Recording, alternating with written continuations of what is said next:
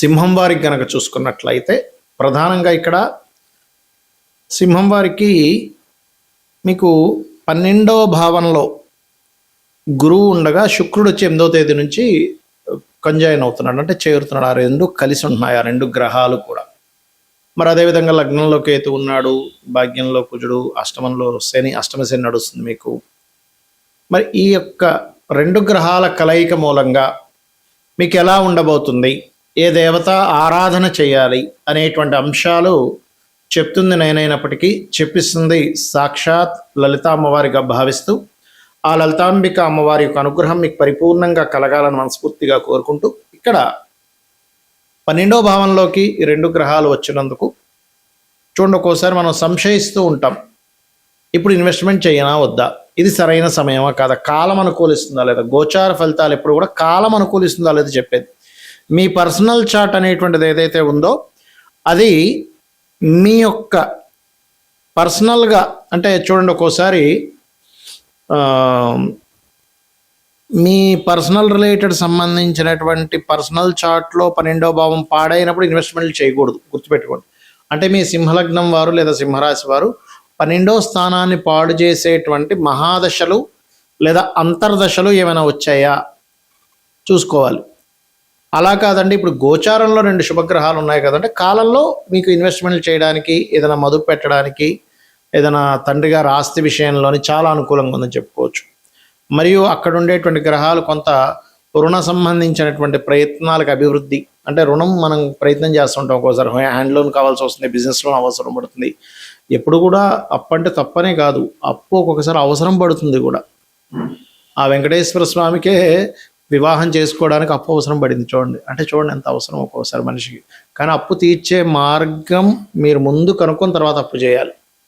చాలామంది ఏంటంటే అప్పు తీర్చే మార్గం తెలుసుకోకుండా ముందు అప్పు చేసేస్తారు, తర్వాత అయ్యో అప్పులు అయిపోయాయని బాధపడుతూ ఉంటారు. మార్గాన్ని మీకు క్లారిటీగా ఉంది, ఈ అప్పు నేను చేసి దీని ద్వారానే మళ్ళీ తీర్చగలను అన్నప్పుడే అప్పు చేయాలి, గుర్తుపెట్టుకోండి.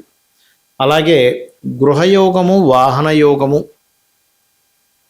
ఒక ఫ్లోర్ ఆల్రెడీ ఉంది, పైన ఇంకో ఫ్లోర్ వేద్దాం అనుకునేటువంటి వారికి ఇది అనుకూలిస్తుంది. అయితే ఈ 12వ భావంలోకి ఎప్పుడైతే శనిని గురువు యొక్క దృష్టి పడుతుందో, శని మీద గురువు దృష్టి అనేటువంటిది అష్టమ శని ప్రభావాన్ని తగ్గిస్తుంది పూర్తిగా.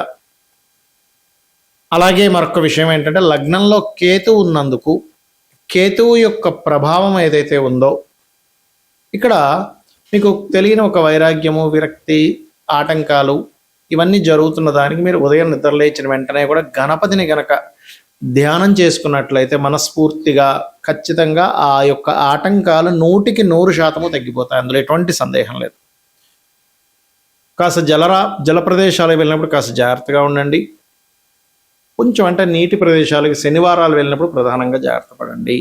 ఈ గ్రహాల యొక్క కలయిక అనేటువంటిది గోచారంలో జరిగితే ఒక ఫలితము, మీ జన్మజాతకంలో జరిగితే ఒక ఫలితం అండి. ఇప్పుడు ఇదే గురు శుక్రుడు యొక్క విషయం తీసుకుందాం. మీకు జన్మజాతకంలో ఒక్కొక్క స్థానంలో ఉంటే ఒక్కొక్క ఫలితం ఇస్తుంది గురు శుక్రుడికి సంబంధించింది. లగ్నంలో ఉన్నాడు అనుకోండి, మనిషి సాటిస్ఫాక్షన్, విపరీతమైన సాటిస్ఫాక్షన్లో ఉంటాడు మనిషి, అంటే ఉన్న దాంట్లో సంతృప్తిగా బతుకుతాడు గురు శుక్రుడు ఎక్కడున్నా ఫస్ట్.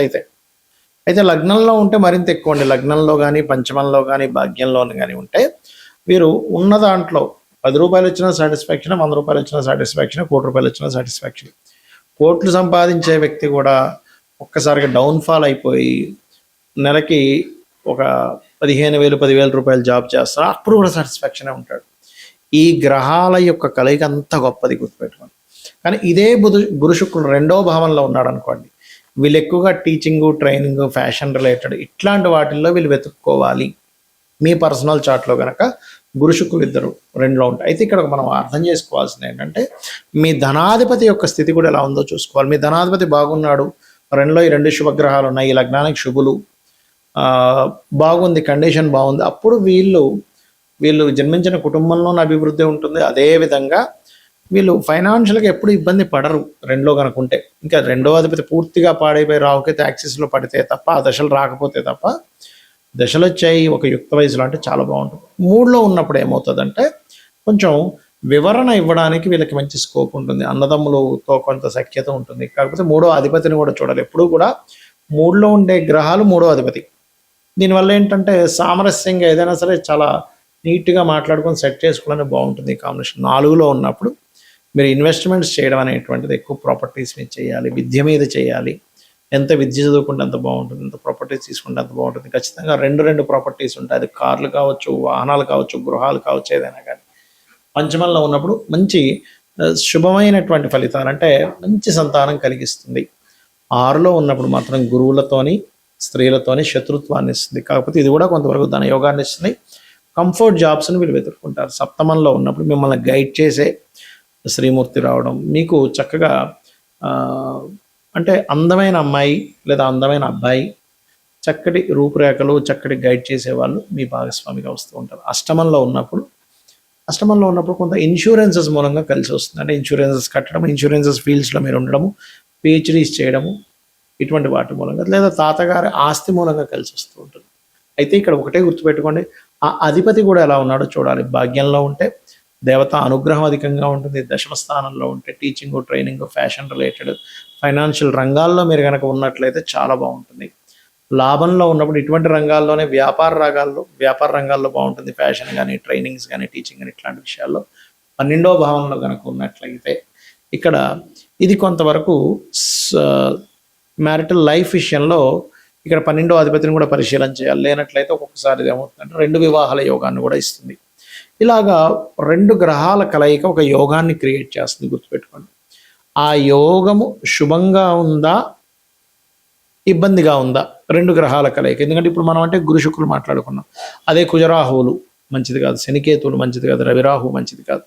అయితే ఒక్కొక్కసారి మంచి కూడా చేస్తుంది. ఎప్పుడు అంటే అక్కడ పడేటువంటి పోర్ట్ఫోలియో, అంటే ఆ అధిపతి ఎలా ఉన్నాడు, ఆ గ్రహం యొక్క బలాబలాలు ఎలా ఉన్నాయి, మహాదశలు అంతర్దశలు ఎలా ఉన్నాయి, నవాంశ చక్రంలో ఉండేటువంటి బలం ఎలా ఉంది అనేటువంటి దాన్ని కూడా మనం పరిశీలన చేయాలి. అయితే ఏ గ్రహాలు ఎక్కడ ఎలా ఉన్నా ఒకటే బాగా గుర్తుపెట్టుకోండి, మీరు కనుక లలిత అమ్మవారిని నమ్ముకొని లలితా సహస్రనామాలు నిత్యము చేయగలిగితే మిమ్మల్ని ఆ అమ్మవారు ఒక తల్లి బిడ్డని కాపాడినంతగా ఖచ్చితంగా అదే విధంగా కాపాడుతుంది.